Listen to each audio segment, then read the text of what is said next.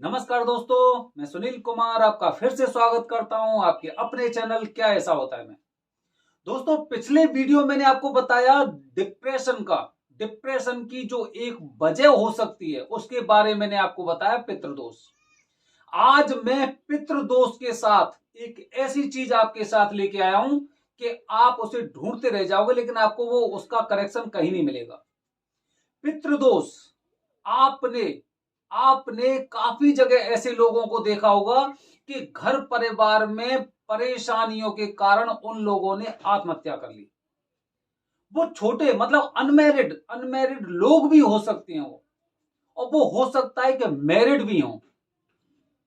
दोस्तों, ये मान लो कि ये एक ऐसा दोष होता है कि जो भी जिस घर में या कुल में अगर ऐसी वारदात होती है तो ये मान लो ये एक सबसे भयंकर पाप होता है। सबसे भयंकर पाप आत्महत्या। अभी वो इंसान उसके अंदर केवल यही चीज होती है कि इन परेशानियों से निकलकर मैं दूर निकल जाऊंगा और परेशानी मेरा पीछा नहीं छोड़ेंगी। लेकिन अनजान है ना, और नासमझ है, बेबुद्धि और बेवकूफ इंसान होते हैं ऐसे जो इस बात को सोचते हैं कि मरने से या आत्महत्या करने से उनकी आत्मा को संतुष्टि मिल जाएगी या फिर स्वतंत्रता मिल जाएगी। ये भूल होती उनकी, क्योंकि जो आत्महत्या लोग करते हैं ना वो शरीर तो अपना त्याग चुके होते हैं, लेकिन उसके बाद उनकी आत्मा जिन जिन योनियों में, जो एक योनि में वो भटकती रहती है, उसी योनि में बार बार भटकती रहती है। वो अपने पाप का प्रायश्चित करना चाहती है लेकिन प्रायश्चित भी नहीं कर सकती। उसकी आत्मा दर दर भटकती है और उसे जो देवता होते हैं वो भी उसे भयंकर दंड देते हैं, भयंकर दंड, आत्महत्या। लेकिन इसका अगर हम दूसरा पहलू देखते हैं, उसके घर परिवार के लोग, जो उनका घर परिवार है वो तो पूरी तरह से पापग्रस्त हो गया। किसी के घर परिवार में अगर किसी इंसान ने आत्महत्या की है तो इसका मतलब आप समझ रहे हो, उसका पूरा वंश खंडित हो गया, पूरा की पूरा वंश खंडित हो गया, जहां से उसका परिवार चलता हुआ आया था। वंश खंडित क्यों हुआ है? तब हमने इस चीज का कनेक्शन निकालने का प्रयास किया। वंश खंडित क्यों हुआ है? आप अगर किसी अपने घर परिवार में अपने भाइयों से या फिर अपने और रिश्तेदारों से संबंध अगर आप खत्म कर लेते हो और या फिर आप उन्हें पूरी तरह से अनदेखा कर देते हो, तो उसके बाद क्या होता है? उसके बाद ये चीजें होती हैं, वो कहीं और जाएंगे तो वो तुम्हारी बुराई करेंगे, और तुम कहीं और जो जाओगे और उनके बारे में वार्तालाप चलेगी तो तुम भी उनके बारे में ऐसे बोलोगे, क्योंकि आपको पता चल चुका है कि भाई वो तुम्हारे बारे में जगह जगह नेगेटिविटी फैला रहे हैं। वजह बता रहा हूं। तो दोष आपके परिवार पर लगा, आपके कुल पर लगा। किस तरह का दोष? आत्महत्या का, जो कि जघन्य पाप है। और इस पाप की इस कलयुग में कोई बराबरी नहीं है। इतना भयंकर पाप बोला जाता है इसे। अब पूरे कुल का नाश कर दिया, पूरे कुल का जो कहते हैं ना, पूरे कुल पर एक कलंक लगवा दिया। कुल पर कलंक मतलब वंश खराब हो गया। क्यों हो गया? पंडित जी बताते हैं कि जब जिन परिवार में पितृदोष की पूजा शुरू से लोग नहीं कराते रहे, आपने बहुत लोग ऐसे देखे होंगे जिन्होंने अपने घर परिवार में किसी ने भी पितृदोष की पूजा कराई नहीं होगी। बस किसी ने कह दिया भाई अपने देवताओं का नाम ले लो, नाम ले दिया। किसी ने कह दिया भाई इन देवताओं के लिए चबूतरा बना दो, चबूतरा बनवा दिया। किसी ने कहा भैया अमावस्या को इनको पानी दे दिया करो, पानी दे दिया। लेकिन जो अकाल मृत्यु के शिकार हुए थे, क्या वो पानी लेंगे? क्या आप उनका अमावस्या के दिन कुछ करोगे?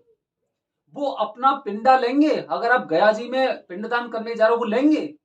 बिल्कुल नहीं लेंगे, क्योंकि वो अपने कर्म की सजा भुगत रहे हैं इसी योनि में। जो आत्महत्या उन्होंने की है ना, उसका अभी पूरी तरह से भुगतान नहीं हो, उनकी आत्मा को मुक्ति नहीं मिली, अभी वो भटक रहे हैं।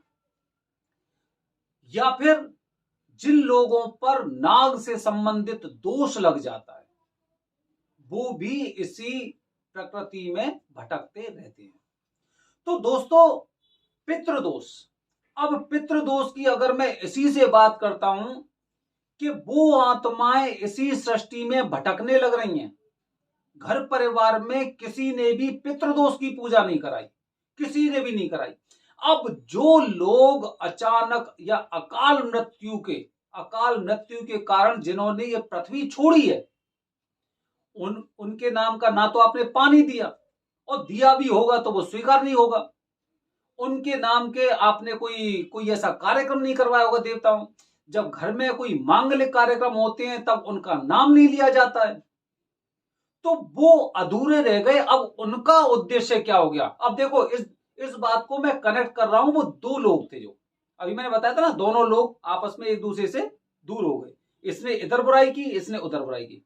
अब क्या हुआ कि वो आपके परिवार के जो अकाल मृत्यु के कारण इस पृथ्वी लोक को छोड़कर गए थे, अब क्या है कि उनके मन में नकारात्मक चीजें आती है। और नकारात्मक चीजें जब उनके दिमाग में आती, क्योंकि उनकी आत्माएं इसी सृष्टि में भटकने लग रही हैं, इसी सृष्टि में उनकी आत्माएं। और जैसे ही देखते हैं कि भाई इस इंसान के गण कमजोर है, इस इंसान के गण कमजोर हैं, तब वो धीरे धीरे करके अपना आसरा उस इंसान के ऊपर जमाने का प्रयास करती है वो आत्मा। क्योंकि उसका उद्देश्य क्या है कि इसने और इसके परिवार ने आज तक हमारे लिए कुछ नहीं किया है, तो बर्बाद कर दो इस पूरे खानदान को, लगा दो इस पूरे परिवार पर दाग, कलंक, जिससे कि ये अपना मुंह किसी के सामने उठाकर बात ना कर सकें। अब दोस्तों क्या होता है कि वो चीजें जब उसकी खोपड़ी पे एकदम, सिर पर एकदम वो हो जाती है, तो उसकी रूह उसके चारों ओर चक्कर काटती रहती है, और फिर उसे इतना डिप्रेस कर देती है, इतना डिप्रेस कर देती है कि अंत में इंसान को केवल खुद की बातें ही समझ में आती हैं, खुद की चीज ही उसे सही लगती है, सारे लोगों की जो सलाह मशवरा होता है वो उसे एकदम बेकार लगती है, और अंत में वो इंसान आत्महत्या कर लेता है। समझ गए दोस्तों? वही बताने का प्रयास कर रहा हूं कि आपके कुल पर दाग कौन लगवा सकता है? केवल जो आपके घर का आदमी होगा। आपकी कमियों के बारे में केवल आपके परिवार के सदस्यों को पता रहता है। कोई आपको किडनैप कर सकता है, आपके साथ कुछ भी कर सकता है, लेकिन जो आपका खानदान है, आपका कुल है, उस पर दाग नहीं लगा सकता। वो केवल वही लगा सकता है जो आपके घर परिवार का होगा। अब भाई, आप देवताओं का नाम लेते रहे हो, आपके घर में शादी वगैरह होती है, आपने वहां पर देवताओं का नाम लिया, आपने हर अमावस्या को उनका कार्य कर रहे हैं, आप पिंडदान कर रहे हैं, आप उनका नाम ले लेकर अच्छे काम कर रहे हैं, लेकिन जो अकाल मृत्यु हुई थी उनका तो कहीं पर भी कुछ आपने किया ही नहीं, अभी तक नहीं किया। वो पता नहीं सदियों पुरानी बात होंगी, सदियों पुरानी, हो सकता है आपके दादा होंगे, दादा के दादा होंगे, उनके परबाबा होंगे। वो तब से इंतजार करते करते आ रहे हैं कि मेरे परिवार में मेरी आत्माओं की शांति के लिए वो कोई ना कोई पाठ पूजा अवश्य करवाएंगे, जिससे कि हमें इस योनि से मुक्ति मिलेगी और नई योनि हमें प्राप्त होगी। लेकिन अंत में क्या हुआ? अंत में यह हुआ कि सब लोग अपने अपने परिवार को लेकर सेपरेट होते गए। सब लोग एकदम, अगर वो 4 भाई 5 भाई या 2 भाई भी हैं, एक भाई इधर हो गया, दूसरा इधर हो गया, तीसरा इधर हो गया, बस। और चारों पांचों लोगों ने क्या सोचा कि भाई ये जिम्मेदारी तो सबसे बड़े भाई की है। बड़ा भाई क्या सोचता है? वो ये सोचता है कि भाई जितनी जिम्मेदारी मेरी इतनी जिम्मेदारी इनकी भी है, ये नहीं कर रहे तो मैं भी नहीं कर रहा।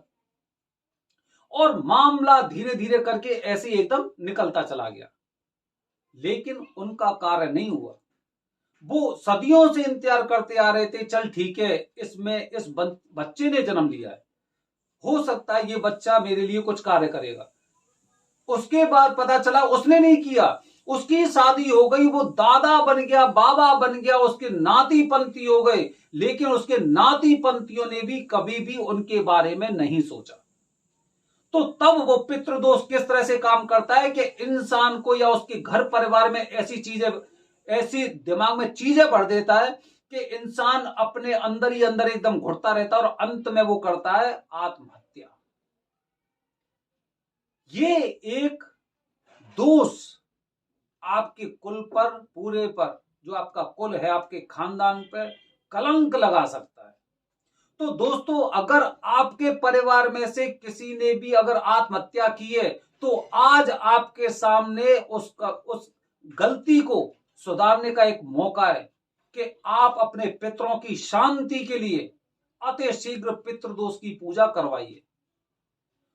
और एक चीज और बता रहा हूं, जिस घर परिवार में किसी ने आत्महत्या की है, उसे 1 साल के बाद और अतिशीघ्र, जैसे ही 1 साल हो जाए उसके अतिशीघ्र उसे पितृदोष की पूजा अवश्य करानी चाहिए। नहीं तो उसकी आत्मा वहां पर विचरण करती रहेंगी और किसी को भी उन्नति नहीं करने देगी।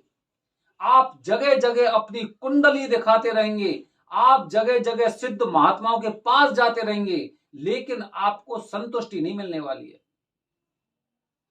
जिस किसी ने भी आपके घर परिवार में से किसी ने भी अगर आत्महत्या कभी भी की हो, तो उसे 1 साल के अंदर और उसके लिए पितृदोष की पूजा अवश्य करानी चाहिए।